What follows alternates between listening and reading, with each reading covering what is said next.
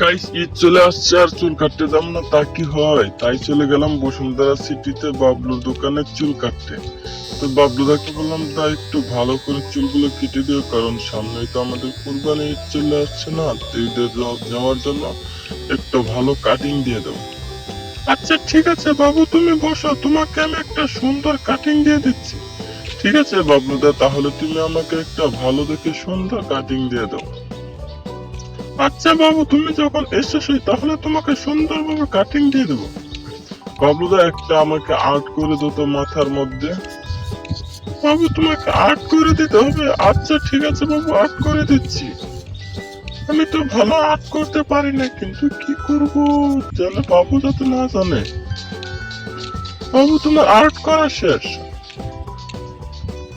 বাবলুদা, এবার তাহলে চুলটা একটু হিট করে দাও তো। আচ্ছা ঠিক আছে বাবু, হিট করে দিচ্ছি।